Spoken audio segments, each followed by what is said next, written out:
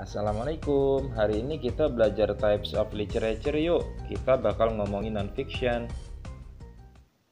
Oke, hari ini kita bakal bahas non-fiction, the origins of genre through the ages. Yuk kita mulai.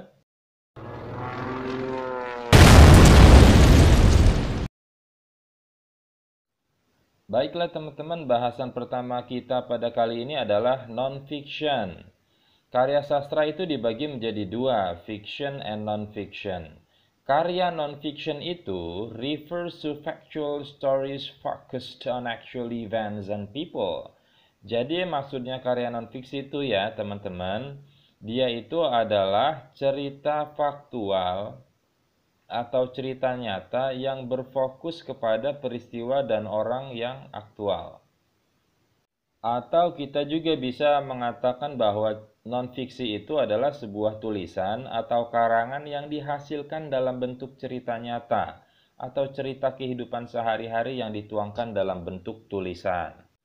Jadi intinya, karya non-fiksi itu berlawanan dengan karya fiksi. Dia itu bukan hasil imajinasi atau bukan hasil rekaan si penulis. Dengan kata lain nih, yang namanya non-fiksi itu karya seni yang bersifat aktual. Oke, kita lanjutkan. Karya non-fiksi itu terbagi menjadi beberapa genre dan subgenre berikut ini. Yang pertama itu autobiographies atau biographies. Nah, subgenrenya adalah memoirs and diaries. Kalau autobiografi itu adalah cerita tentang kehidupan seseorang yang ditulis oleh orang itu sendiri.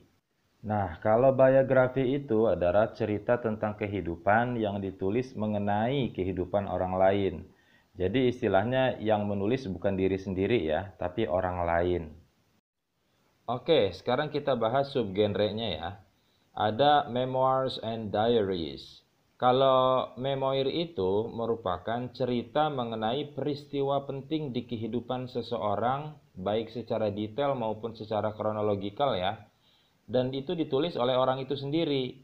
Dia itu cuma berfokus pada tema-tema tertentu aja. Pokoknya berfokus pada hal-hal penting aja. Nah, kalau diary itu adalah tulisan mengenai kehidupan sehari-hari si penulis. Kehidupan yang mencerminkan peristiwa yang terjadi sehari-hari. Baiklah, sekarang kita beralih ke genre dan subgenre yang kedua, yaitu esai. Esai itu merupakan komentar yang membangun sebuah argumen atau mempertahankan opini mengenai topik tertentu. Biasanya sering ditemukan di jurnal akademik. Subgenrenya esai itu ada banyak ya, ada social commentary, political commentary, philosophical essay, satiric essay, theological essay, dan literary criticism. Oke, sekarang kita ke genre dan subgenre terakhir dari non-fiksi, yaitu journalism. Subgenrenya ada newspaper, magazine, internet. Jadi yang namanya jurnalisme itu adalah informasi terkini mengenai orang dan peristiwa di dunia. Oke teman-teman, sekarang giliran kita mengerjakan tugas pertama. Silahkan dikerjakan di kertas lembar, tulis tangan, difoto, jangan lupa nama, NPM, dan kelas. Oke, yang pertama apa sih non-fiksi? Yang kedua, apa aja sih genre dari non-fiksi? Yang ketiga, apa sih perbedaan antara autobiografi dengan biografi? Yang keempat, apa sih memoir? Yang kelima, apa sih diary? Silahkan kalian kerjakan.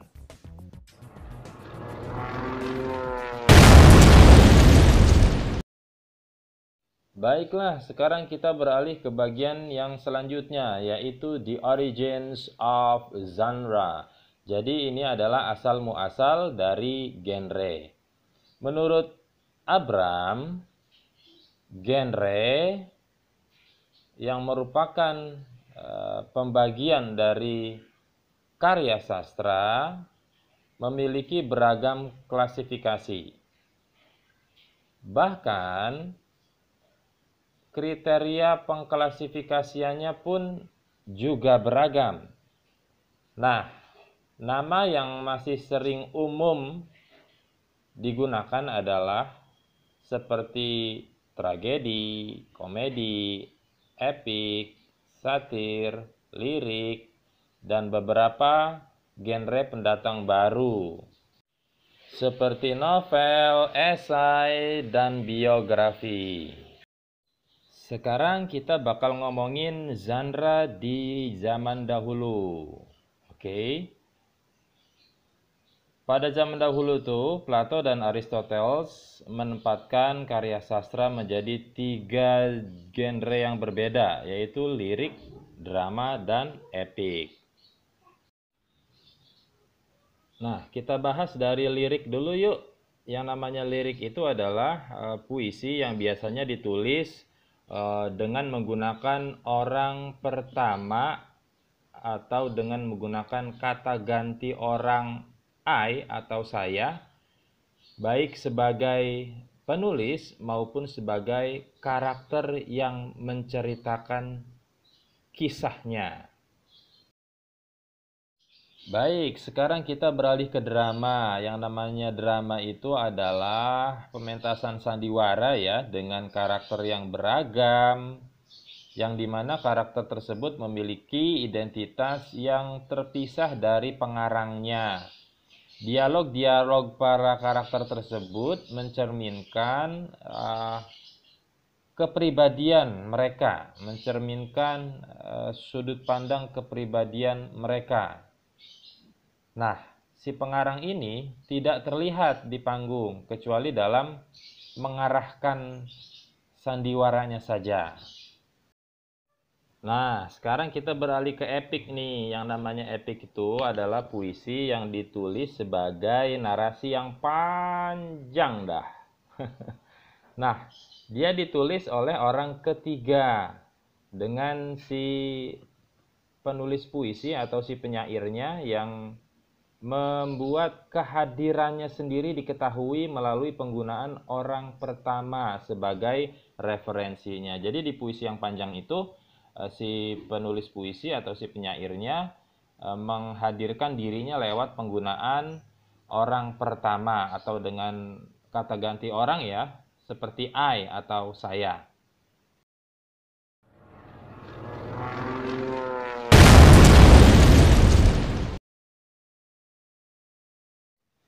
Baiklah teman-teman, sekarang kita beralih ke bagian terakhir dari pertemuan kita kali ini, yaitu genre through the ages. Genre dari waktu ke waktu. Jadi gini teman-teman, kalau kita ngomongin genre ya, kita nggak bisa meletakkan genre itu seperti kita meletakkan batu, begitu aja gitu. Terus kita tinggal gitu aja. Nggak begitu. Kenapa? Karena genre itu tumbuh dan berkembang dari waktu ke waktu. Waktu boleh berganti, orang-orang pun sama berganti. Keahlian menulis juga berkembang. Terusnya lagi para pembaca juga mulai tumbuh. Terusnya kritik-kritik baru juga mulai memberikan gambaran yang membawakan ide-ide baru. Hal-hal tersebut udah otomatis pasti memaksa genre untuk berubah. Pasti berubah mengikuti perkembangan. Nah, gaya menulis dan tema juga memiliki bentuk yang berbeda dari zaman ke zaman. Begitu juga dengan cara kita mengklasifikasikan sastra. Baiklah teman-teman sekalian, kalau kita ngomongin perubahan genre dari zaman ke zaman, maka ini tidak lepas dari akhir abad ke-18. Nah, waktu itu terjadi perubahan yang drastis dalam mendudukan genre di dalam sastra Inggris. Hal ini terjadi karena waktu itu muncul puisi dengan lerek dengan lerek datu. Muncul puisi dengan lirik yang pendek. Hal tersebut otomatis menggeser atau merubah teori yang selama itu ada mengenai kritik-kritik genre. Nah, siapa sih yang mencetuskan puisi berlirik pendek ini?